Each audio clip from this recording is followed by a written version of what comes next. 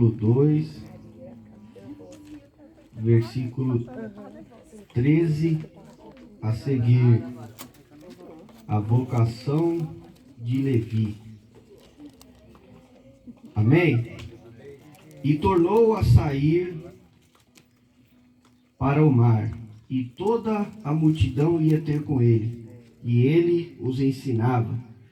E passando, viu Levi, filho de Alfeu, sentado na alfândega, e disse: segue-me. E levantando, o seguiu.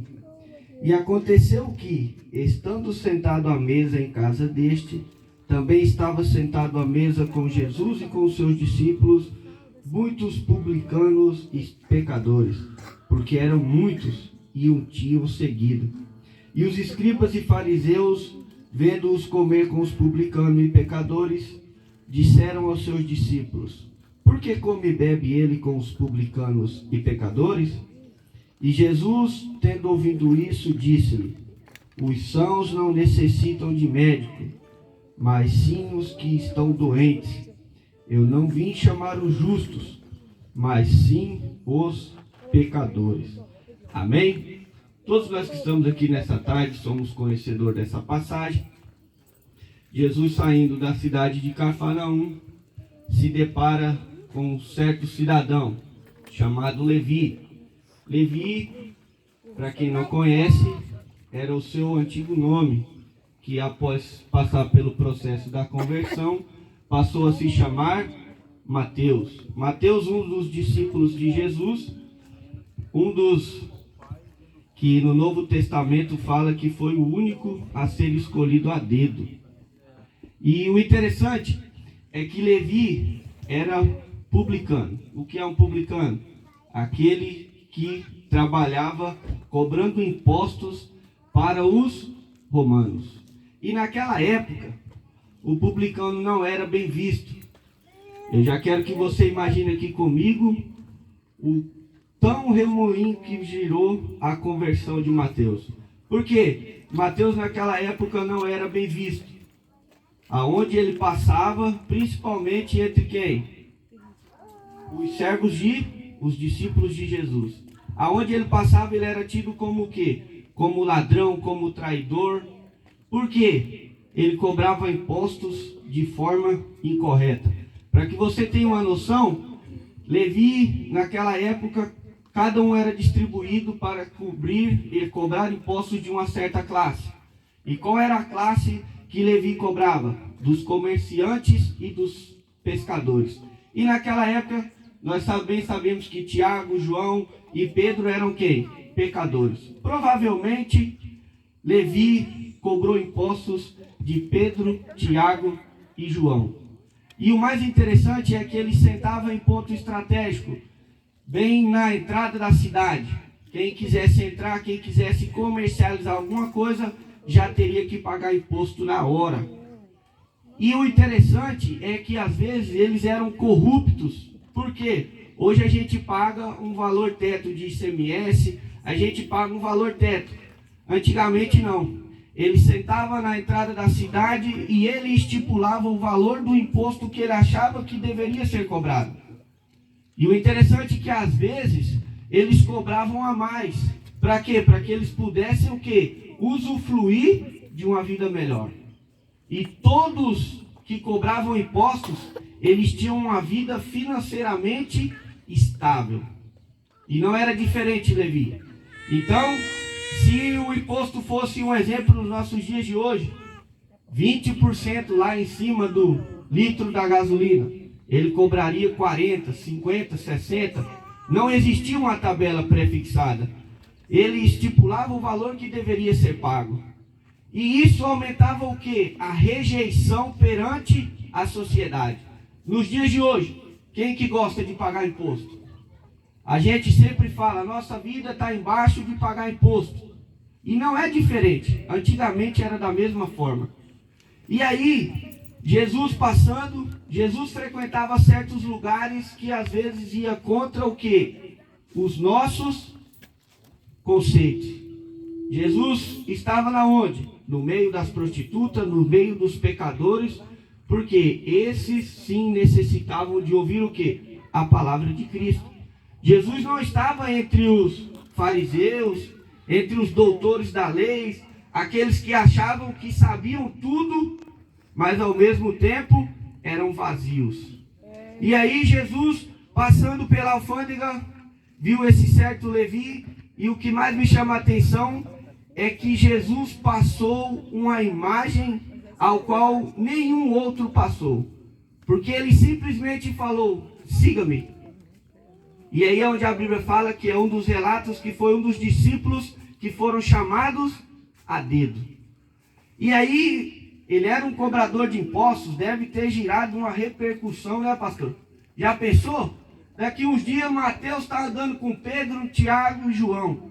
Aqueles mesmo que ele cobrou impostos de forma injusta. E aí poderia ter ocasionado o quê? Uma série de questionamentos. Mas Jesus, esse cara era publicano, era um ladrão, cobrador de impostos, trabalhava para o Império Romano. E se Jesus fosse atentar para essas palavras, nós não estaríamos aqui hoje. Porque se Jesus não tivesse vindo para essa classe, nós não estaríamos aqui hoje. Tudo o que a gente alcançou até hoje foi porque Jesus, quando desceu à terra, frequentou esses lugares. E aí, Jesus, com a simples palavra, siga-me, e ele seguiu. E logo na sequência, levou Jesus para jantar na sua casa. Imagino que, pela grande aquisição que ele tinha na época, creio que foi um jantar farto.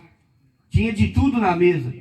E ali se reuniu o quê? Prostitutas, publicanos, todos os pecadores. E aí os fariseus começaram o quê? A questionar. Por que este senta entre os pecadores? E aí Jesus, ouvindo isso, questionou com eles e disse: não são os sãos que precisam de médico, e sim os doentes. Se você está saudável, por que você vai para a UPA? Se o seu filho está saudável, por que você procura o peazinho? Se não quando você está necessitado. E aí, houve essa conversão da parte de Levi, se arrependeu e foi transformado. A partir de agora, Mateus. Mateus, que foi o escritor aí dos evangelhos, começou a falar do amor de Cristo. E nessa tarde, essa mensagem chegou aos nossos dias. Se nós estamos aqui hoje, é porque Jesus usou de misericórdia para conosco. Jesus não desviou o seu propósito, apesar de às vezes os próprios discípulos dele questionarem tais atitudes. Mas Jesus, esse cara é ladrão, esse cara é um cobrador de impostos. Agora você imagina comigo aqui, porque a Bíblia fala que a palavra de Cristo é o quê? Ela não muda, é a mesma ontem, hoje e eternamente. Se Jesus naquela época salvou um publicano, alguém que era rejeitado pela sociedade, hoje ele pode salvar alguém que às vezes a gente tem raiva, porque ninguém gosta de pagar imposto, todo mundo está sobrecarregado de pagar impostos, mas a visão de Deus vai além disso. Jesus nos ensinou ao que? A pagar impostos, a dar ao de César o que é de César, e nós às vezes questionamos, assim como Pedro, Tiago, João, quando viu Mateus sentado à mesa junto com eles. Qual é o limite do alcance da palavra de Deus? Até onde o evangelho pode chegar? O evangelho é sem fronteira. E o mais interessante é que o evangelho nos confronta, porque ele vai contra as nossas vontades. O evangelho, ele não veio para maciar ego de ninguém. O evangelho não veio para escolher quem pode subir e quem não pode. Mas o evangelho veio para ser propagado a todos. E Mateus, o mais interessante é que ele deixa a sua vida estável para viver pela fé. Mateus era um cara que tinha um grande poder aquisitivo, era um cara bem estável, tinha uma casa boa, ele foi criado entre os romanos, tinha uma boa educação, tinha uma boa instrução, ele vai deixar a sua vida de riqueza para viver pela fé. Porque se você quiser seguir a Jesus, você tem que seguir ele pela fé.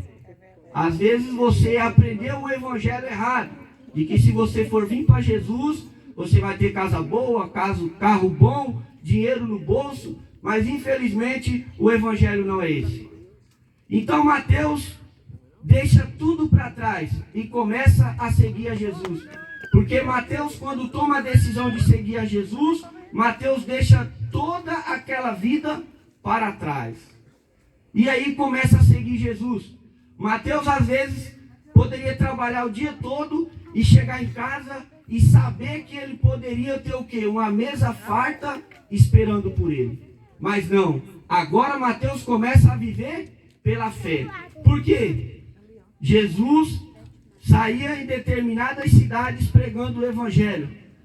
Mas Jesus não garantia riqueza, não garantia o quê? Comida nem bebida, mas sim que você vivesse pela fé. E se você vive pela fé, a palavra nos diz que tudo lhe é acrescentado. Ou você acha que Deus não sabe que você precisa comer, que você precisa beber, que você precisa se vestir?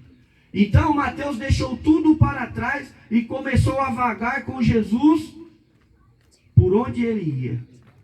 E quando nós aceitamos o Evangelho de Cristo, nós estamos aceitando viver pela fé. A gente deixa toda a nossa vida estruturada, tudo aquilo que a gente construiu, não que você tenha que desfazer de tudo e seguir a Jesus, mas se isso estiver atrapalhando que você alcance os altos céus, você terá que fazer como Mateus, abandonar toda a sua vida de injustiça, de às vezes desvios, e tomar uma atitude como Mateus e passar a servir a Jesus. E Jesus, olhando para Mateus, agora, ele olhava para Mateus e imaginava o que Mateus poderia oferecer para ele. Às vezes a gente questiona certas atitudes de Cristo. Ah, mas Jesus salvou isso aí?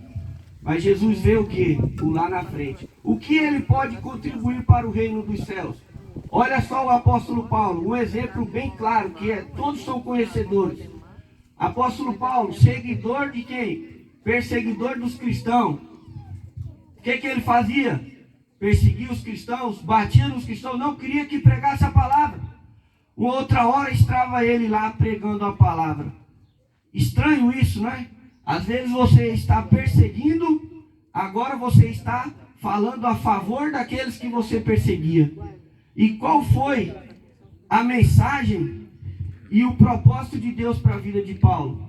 Senão que Paulo fosse o que? Um dos maiores missionários que já existiu na face da terra.